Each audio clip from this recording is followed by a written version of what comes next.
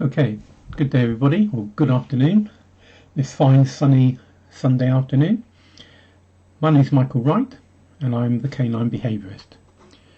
I will pop up here periodically, different times during the week, particularly if there's something I have seen either in the news or on the various notifications I get about dog behaviour from around the world. And I'll also comment on some of the things I experience when I'm out and about with my dog Ziggy. So today I want to talk a little bit about taking responsibility for our dogs and what our dogs do. We've all read stories where another dog's done something to another owner's dog, they've not been in control, etc., all those sorts of things. Now, I'm not talking about the big major instances you might see, but of course they're important. But some of the simple basic stuff that we ought to be doing with our dogs. I'll give you a little example of a couple days ago. I was out walking with Ziggy in a common place we go, big open area, actually fenced in on this particular occasion in the woods. Meet lots of people, lots of dogs. Now Ziggy, just to give you a little bit of an overall picture, Ziggy is a very socialised dog. Obviously, since I've had her, I've worked very hard to make sure she's been socialised properly and experienced life as she should as a dog. However, Ziggy can feel a little bit intimidated. Excuse me. Can feel a little bit intimidated with larger dogs, particularly if they get a little bit too much in her face. And she can react by growling and curling her lip, that type of thing. All the things we don't want our dogs to have to do, actually.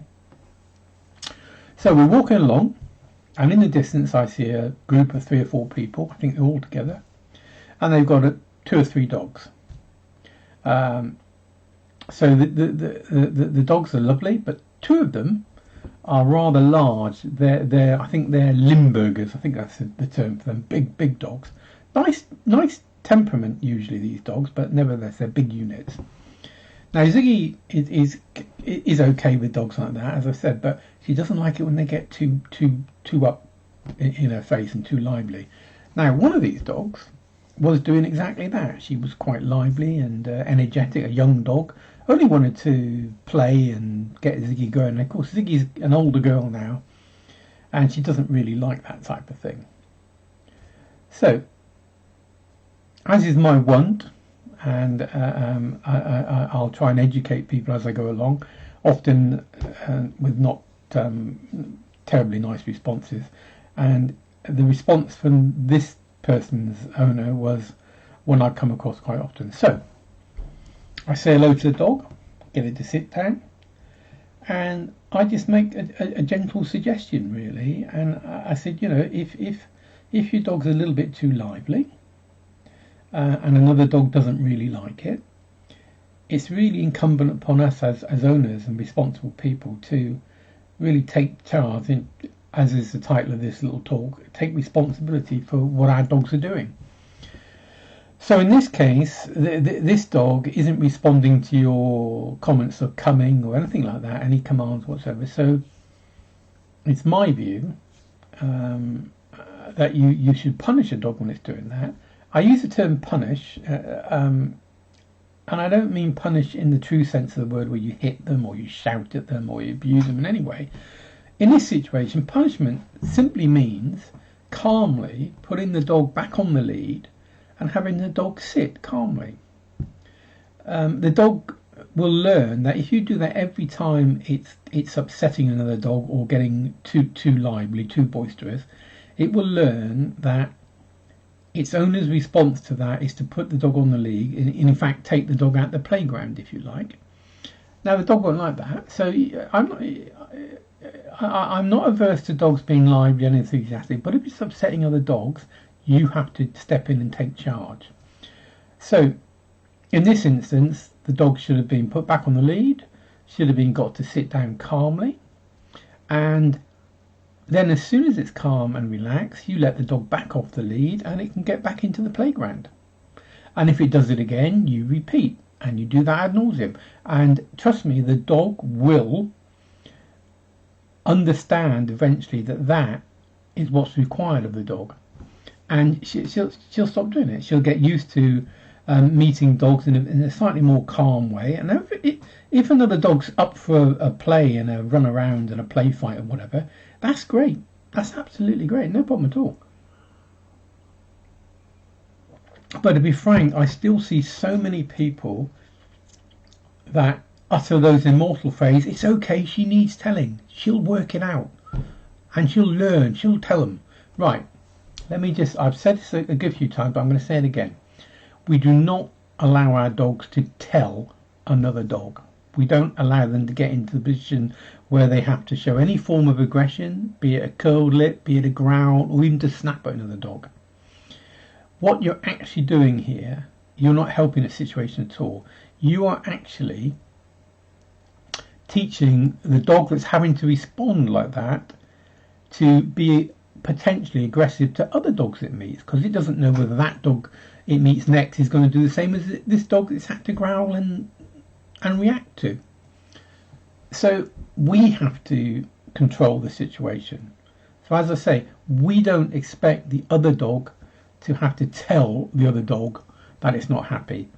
We keep an eye on it, we keep an eye on the situation, and we keep an eye on the way the dogs are interacting together.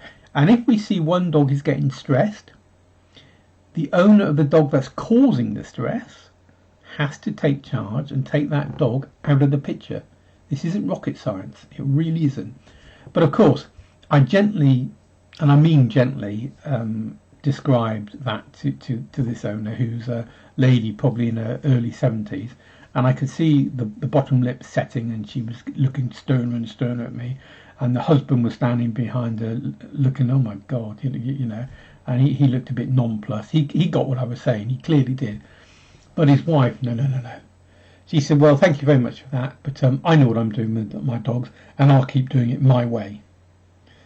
Fair enough. I said, okay, no problem at all. Cheerio, and off I went with Ziggy.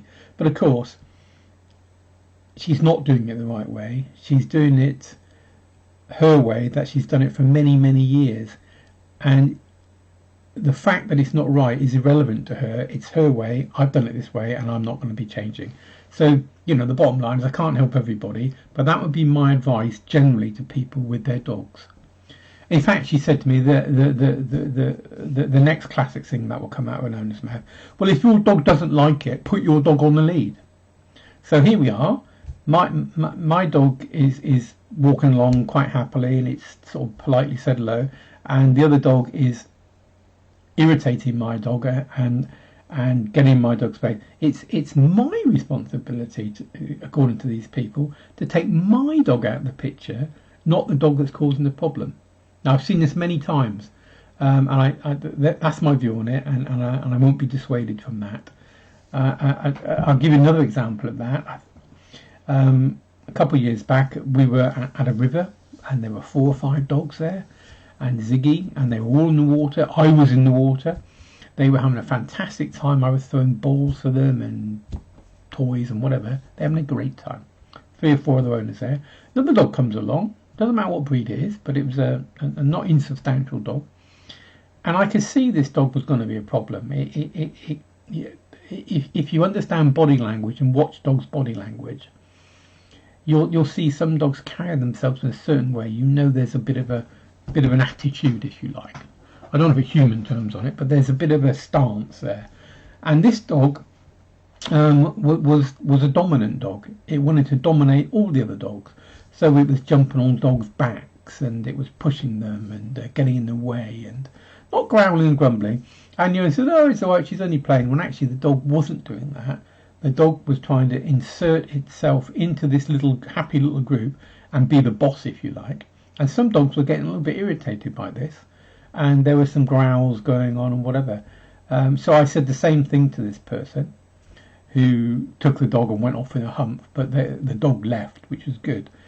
Because if you don't control it, it can escalate quite quickly, and you can end up with a dog fight, and another dog's going to get damaged, and then all sorts of problems going to arise from that. So That's what I'm saying, guys. Just think a little bit and just keep an eye on them. Don't stand in a group of people having a good old chin wag, which is fine, lovely. But if you've got a dog with you, you have to pay attention to what the dog's doing. It's your responsibility. It's your dog. And it's no good saying, well, the other owner should have done this, the other owner should have done that. If your dog's causing a problem, you stop it. All right? You don't wait for it to escalate. You stop it. All right. I think that's all I wanted to say about that taking responsibility bit. I want to talk a little bit about socialisation. And now I'm talking about socialisation when we're out and about with our dogs. Again, this is a scenario I've seen many times, and I don't criticise dog owners for this.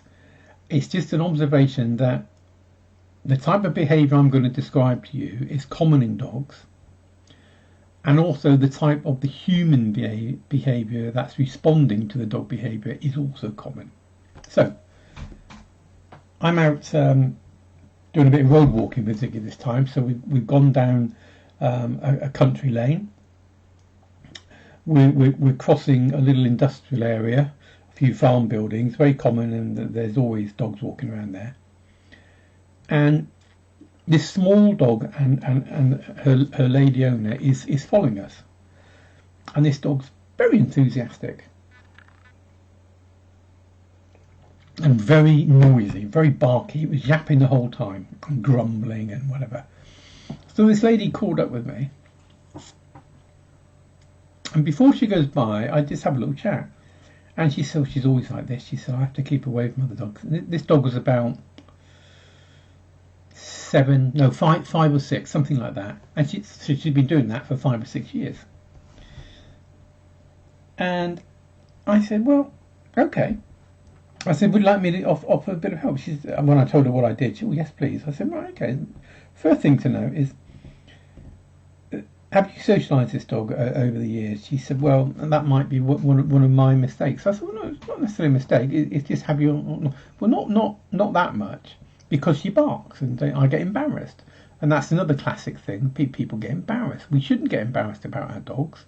If they're doing stuff that's not acceptable to us and we can do something about it, we should do, or we should seek some advice for help. I said, okay. Right, I said I'll help you with this little dog. And she's barking at Ziggy, and she's kind of getting in Ziggy's face a little bit. Ziggy's quite calm and just, this is a small, she's been there before, but she's keeping out of the way. I said, okay. So I explained really that this dog is behaving like this because it's been doing it for a number of years. And when dogs do certain behaviours and they need correcting and we don't correct them, that often results in that behaviour becoming stronger and really locked in over time. Doesn't mean you can't do something about it later on, but what it does mean, it gets a little bit harder. So I explained this dog is a little bit excitable, probably a little bit scared. It's a little bit like stranger danger, if you like. He's a strange person, he's a strange dog. I said, let me prove it to you. I said, just walk away a little bit and just give us a little bit of distance. And as we walked away, this dog started to stop yapping and get a bit calmer, because the distance between us, the strangers, and that dog was minimalising a little bit. So it can also be a bit of territorial trouble as well.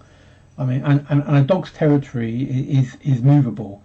So it can be the house, it could be its garden, it could be its owner, it could be its car. They're all territories. And territorial aggression, it's a quite strong term, but territorial aggression means the dog is trying to protect its territory. It's as simple as that. So the closer something comes towards its territory as it perceives it, its threat level rises in the dog's mind, and it responds by barking or growling or whatever else aggressive type behaviour it might exhibit. Doesn't mean it's aggressive, it just means it's got this particular problem that needs looking at. So what I did with this lady, and I've done this many times, I said, let's walk together. And the other thing to bear in mind with dogs like this, It's no good picking them up, telling him it's okay. It's quite a small dog. It's no good picking them up, telling him it's okay, it'll be fine, because it's not. It's not a normal behaviour, and they need help, not reassurance. And if you talk to the dog or pull the dog or admonish the dog, all you're actually doing in the dog's parlance is you're acknowledging the problem that this dog perceives. Although it's not really a problem, but you're acknowledging to that dog, yeah, I see what you mean, so I need to tell you and talk to you and whatever. No. So one of the best things to do is actually, as I've said many times, nothing. You don't respond to this dog, you don't talk to it, you don't admonish it, you don't tell it off. What you do is you stand there, particularly if it's on the lead, and you just rein the lead in a little bit, shorten the lead, and just get it to sit. Just get it to sit down, calmly and quietly. And unless you're talking to somebody like me, just allow the passing stranger with their dog to just keep moving on by, and you just wait and let it go by. And as the dog calms down, you reward the dog, and the reward to the dog might be a little special treat that you should be carrying, or some praise, or a little game, or anything like that. Something to reward the dog for the behaviour you're looking for, which is calm, not barking, not lunging, or not reacting in any way to this stranger coming or going by. Okay, that's the first thing you can be doing.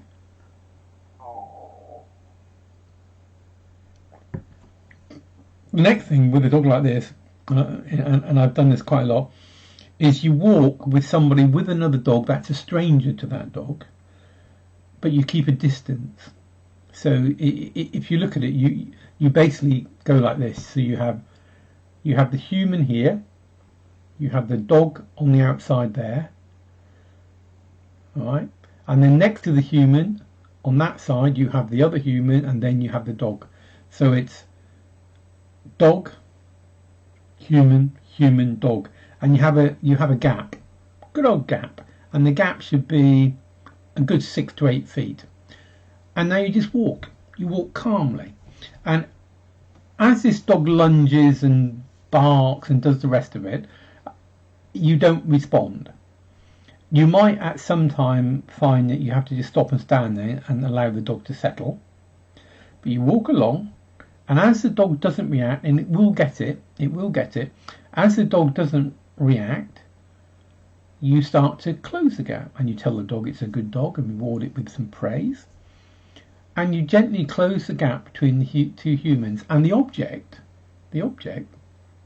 is that the two humans are almost touching, with a dog on either side of them, and the dog that's been causing the problem or is behaving in the manner we don't want isn't reacting. When you get to that stage, now with some dogs this could take quite some time. I've seen some dogs do that in the space of 3 or 4 minutes. 3 or 4 minutes. Once we've allowed the dog to understand that there isn't a threat, and that, hey, it's okay to meet these strangers, it's okay to meet another dog, they get it. Now the next step, excuse me a second, the next step is we reverse things.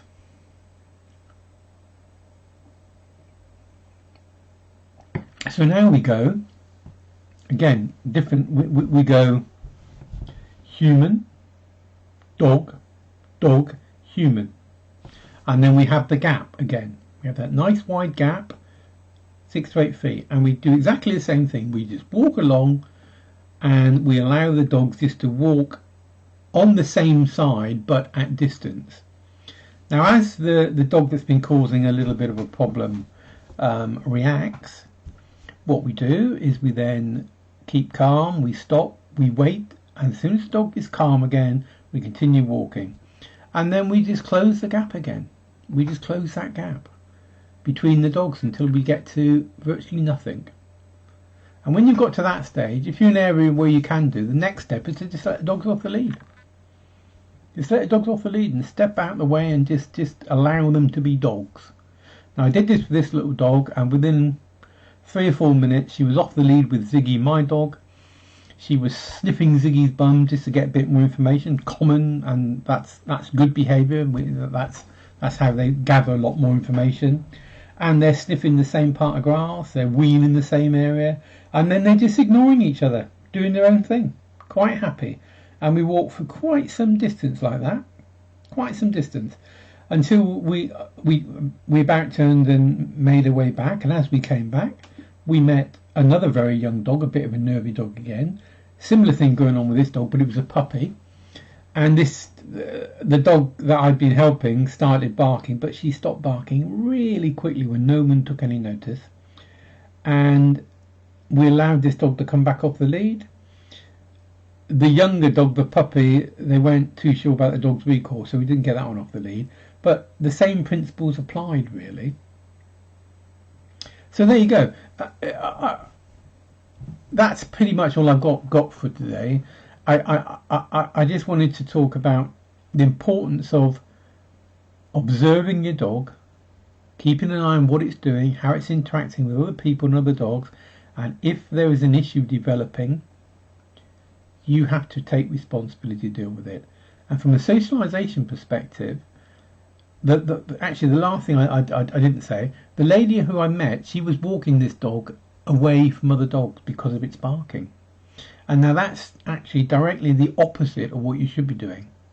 She should be in an area where this dog meets other dogs in a controlled way, and there's a method of doing that. It's a bit too much to go into here, but there's a method of doing that where it gets to see that there are other dogs and it doesn't have to worry about it. In behavioural parlance, it's called desensitization. We desensitize the dog to the problem that it perceives. Okay, right, that's it. Lockdown is here with us again. I'm happy to help anybody that has any questions that we can share on this particular Facebook sessions. So either visit my website at the bottom of the screen there, www.thecaninebehaviourist.co.uk, okay, or go to C Behaviourist, which is my Twitter handle. But if you visit my website, all of those details are on there. You can book a session with me to do a video conference with you if you think I can help, or you can just send me a request from my website and I'll get in touch with you and see how I might be of any assistance to you. So I think that's it for now, guys. I think eventually we might have people come to this, but it doesn't matter. I'll keep recording these like this, so if people do want to visit, they can do and ask me live questions. I'll try to answer them. So I think that's it for now. Thank you for stopping by, and if you do watch this at a later date, I'll be sharing this on Twitter and on YouTube and on Instagram. Thank you for taking the time to stop by and having a listen to my witterings. Okay, bye for now.